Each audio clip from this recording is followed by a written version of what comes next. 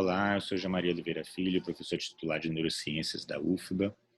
A gente vai falar um pouquinho hoje sobre o sistema nervoso periférico. Então, lembrando que o sistema nervoso periférico é todo aquele que se prolonga para fora do arcabouço ósseo, né? Então, para fora do crânio e para fora do canal vertebral, da coluna vertebral. Tá?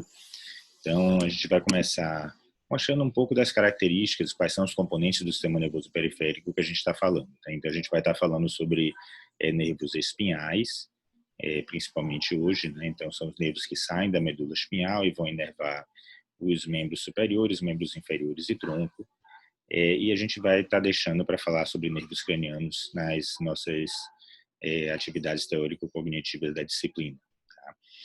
De uma forma geral, os componentes estruturais do nervo estão representados aqui do neurônio, que vai compor o nervo periférico. Ele é composto de um corpo celular, um núcleo, e o citoplasma dessa célula vai se prolongar, diferente de outras células do organismo, vai se prolongar em um axônio que pode percorrer vários centímetros até metros de distância, conectando uma área com outra do nosso corpo humano. Então, por exemplo, um neurônio desse ele pode estar localizado no corno anterior da medula, e ele vai em direção ao músculo da terminação do membro superior para inervar o músculo nessa terminação nervosa. Tá? Esse axônio ele é revestido por uma outra célula, outro ser vivo, né, outra célula, que no sistema nervoso periférico é a célula de Schwann, enquanto que no sistema nervoso central é um oligodendrócito. Né? Então, essa célula vai formar uma bainha protetora do axônio, chamado bainha de mielina, que vai funcionar tanto como proteção, como facilitando a condução do estímulo neural. Como é que ele faz essa facilitação da condução do estímulo neural? Ele faz isso ajudando a isolar o axônio do meio extracelular, então essa é uma das formas, mas também ele faz isso através do que a gente chama de condução saltatória. Então essas duas são a representação de como é que funciona acima na condução saltatória e abaixo na condução não saltatória, no axônio não mielinizado, por exemplo. No axônio não mielinizado, ela depende da abertura sequencial de canais de sódio. Então é o que a gente está vendo aqui. Bem lenta, né? Um canal de sódio vai deixando entrar sódio na célula, vai atingindo o limiar para desencadear a abertura do próximo canal de sódio, e o próximo canal de sódio abre. Nesse caso aqui de cima, não.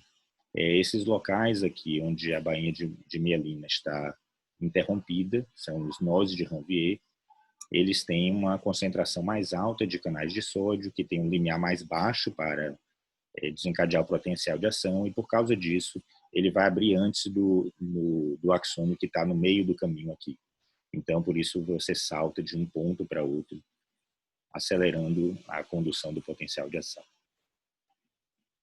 Uma estrutura importante de vocês lembrarem que é a parte inicial do sistema nervoso periférico, parte de outra estrutura que vocês já conheceram, que é a medula espinhal.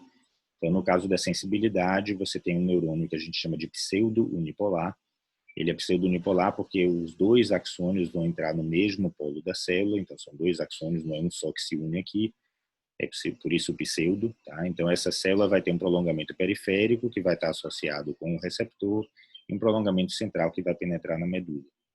E do lado da raiz ventral, essa raiz ventral ela vai estar se originando de um neurônio localizado aqui no corpo anterior da medula, e ele vai para um músculo aqui, nessa parte do sistema nervoso periférico. Tá?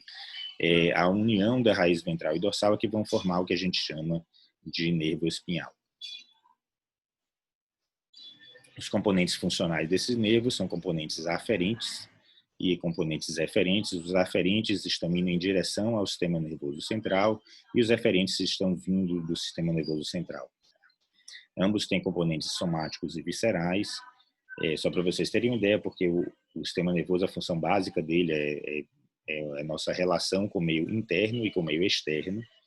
O sistema somático vai relacionar a nós mesmos com o meio externo, enquanto que o sistema nervoso visceral vai nos relacionar com o meio interno. Então, por exemplo, o componente aferente somático, vai estar localizado na pele e através dele a gente sente estruturas que estão externas ao nosso corpo, enquanto que o sistema nervoso aferente visceral vai nos dar uma sensação das vísceras, né? Então, a dor no estômago, no intestino, por exemplo, vai ser desencadear a sensação de plenitude vesical para a gente saber quando precisa urinar.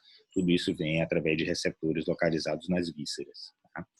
E quanto ao componente eferente, a gente tem o sistema nervoso eferente somático, que vai para um músculo estriado e vai fazer movimentação voluntária, enquanto que o sistema nervoso eferente visceral, que é o sistema nervoso autônomo, ele vai para um outro tipo de tecido, que é ou uma glândula, ou um músculo liso, ou um músculo cardíaco, e em comum esses três tecidos têm o fato de que eles sofrem ação a nível involuntário. Então, nós, como seres humanos, a gente não tem como parar a motricidade desses órgãos.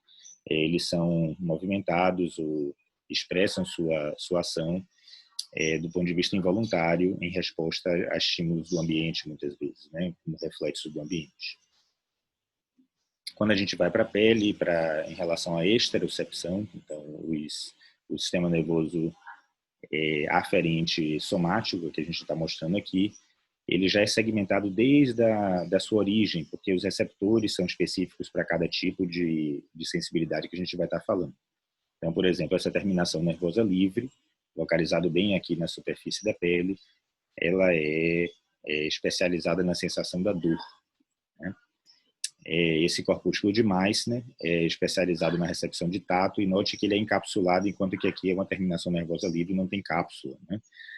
Justamente porque esse tem uma adaptação mais lenta do que esse receptor da terminação nervosa livre, por causa do tipo de sensibilidade que ele está veiculando. Né? O disco de Merkel, ele vai sentir distensão cutânea. O folículo piloso vai ser importante para a dor e também para a sensação de temperatura. O corpo de Patini é interessante, ele tem essas lamelas de tecido conjuntivo ao redor do receptor central, e essas lamelas de tecido conjuntivo têm uma consistência meio elástica, permitindo que ela se deforme, mas volte à sua forma original quando ela é estimulada. Então, ela é especializada na sensação de vibração. E o de Ruffini aqui, ele vai também sentir distensão cutânea. Note que todos esses receptores aqui, eles estão ligados com axônios aqui, e esses axônios convergem para a raiz dorsal. Então, a raiz dorsal, ela vai afetar todas as modalidades sensitivas simultaneamente, enquanto que cada receptor está associado individualmente com um tipo de sensibilidade específica. Há ainda receptores proprioceptivos, que a gente chama, né, que vão dar uma noção para a gente da posição e da distensão dos membros. Né? Então, eles estão localizados em posições estratégicas no músculo, no tendão e nas cápsulas articulares, onde eles vão informar para o nosso sistema nervoso central a posição dos nossos membros, mesmo quando a gente está com o olho fechado. Então, é super importante, né? Quando a gente está andando, por exemplo, a gente não tem que ficar olhando para as pernas para saber que as pernas se movimentaram em determinada direção, e isso ajuda a gente a ajustar o equilíbrio. Tá? Então, no caso do fuso neuromuscular, que está no meio do músculo, ele vai informar sobre mudanças no comprimento do músculo. O do órgão tendinoso de Golgi, ele vai informar sobre mudanças na tensão muscular, e o das cápsulas articulares vai informar sobre movimentação das articulações. O plexo braquial a gente vai detalhar num vídeo em separado, e aqui a gente vai falar um pouco sobre a clínica dos nervos periféricos que se originam do plexo braquial. Eu não vou detalhar essa parte daqui, que vai para uma aula separada. E os nervos mais importantes originados do plexo braquial são o nervo músculo cutâneo, nervo radial, nervo ulnar, nervo axilar e nervo mediano. Então, aqui é uma representação do nervo mediano. Ele decorre da junção do cordão lateral e o cordão medial, nessa região aqui, do compartimento ventral, do braço e do antebraço. E ele passa por essa região que a gente chama de túnel do carpo, no retináculo dos flexores aqui do punho. Tá? E note que ele vai se ramificar nessa parte aqui da mão, da palma da mão.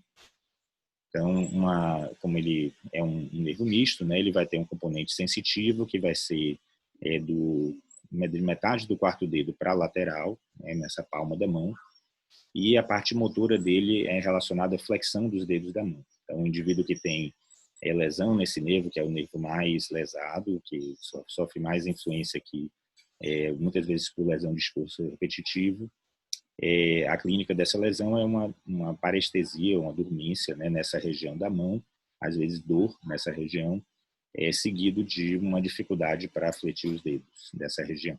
Tá? Já o nervo ulnar, ele vai se originar aqui do cordão lateral, esse nervo aqui que está seccionado, mas que a gente vê ele completo aqui nessa outra figura, e ele vai ser responsável pelos dedos complementares do nervo mediano. Então, na face medial da mão, dessa porção lateral da mão do dorso da mão também, nessa região. Tá? Então, a perda da sensibilidade é nessa região daqui, e a perda da motricidade também é de flexão do quarto e do quinto dedos da mão homolateral, onde você está tendo a lesão. Em relação ao nervo radial, é um nervo localizado mais profundamente. Ele tem um sulco do nervo radial número, né, que está lá em cima, e esse nervo radial ele vai inervar a musculatura extensora da mão, né? Da mão, e na verdade um ramo dele também vai para o tríceps. Então a extensão do cotovelo também é responsabilidade do nervo radial. Então o indivíduo que tem lesão do nervo radial, ele vai ter dificuldade de fazer a dorsiflexão do punho. No plexo lombosacro existem vários nervos também, embora a lesão desses nervos não seja tão frequente. Então, não vou detalhar muito cada um desses nervos individualmente. Ele é originado dos ramos L1, L2, L3, L4, principalmente, mas também L5, S1, até S2 no máximo, assim, que vai pegar o membro inferior. E esse plexo lombosacro vai inervar os membros inferiores. Tá? É mais comum ter lesão das raízes mesmo, em hérnias discais, entre L4 e L5, L5 e S1, que são essa localização mais baixa e mais móvel da coluna vertebral aqui. Um dos nervos que pode ser lesado, é o nervo mais lesado aqui do membro inferior, é o nervo fibular comum, esse nervo que está representado aqui. Tá? Ele vai, porque justamente ele corre na lateral do joelho, então é um lugar que pode ser traumatizado no adulto ou na criança, né, que está andando e inadvertidamente bate essa parte sofre o traumatismo dessa região. E esse nervo fibular comum, ele vai inervar o compartimento anterior da perna. Então ele vai o indivíduo que tem lesão desse nervo, ele vai perder a dorsiflexão do pé. Então vai ter uma tendência a ter um pé caído, com dificuldade de fazer dorsiflexão, e a perda da sensibilidade nessa região daqui, principalmente, ou do hálux do segundo dedo, do segundo pododátilo, ou então de uma área um pouco mais extensa, a depender da região onde ele foi lesado.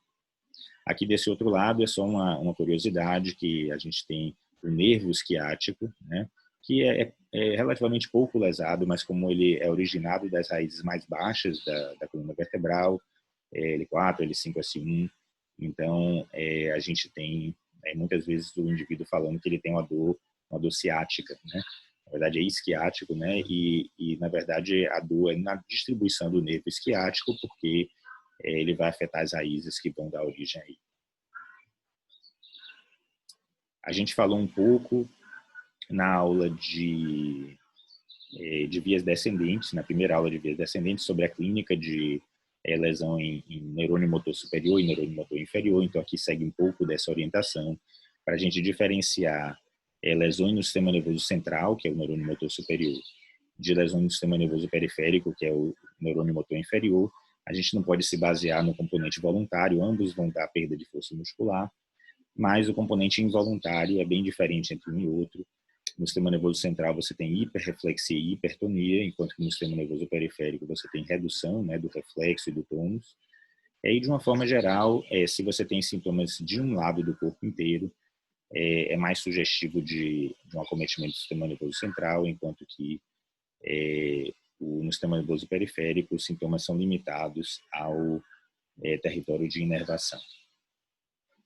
Em relação aos sintomas sensitivos, essas figuras da esquerda são relacionadas são sugestivas de lesão do sistema nervoso central, porque pegam um lado inteiro do corpo, então o que a gente chama de anestesia cruzada, que é essa sugestiva de lesão do tronco cefálico.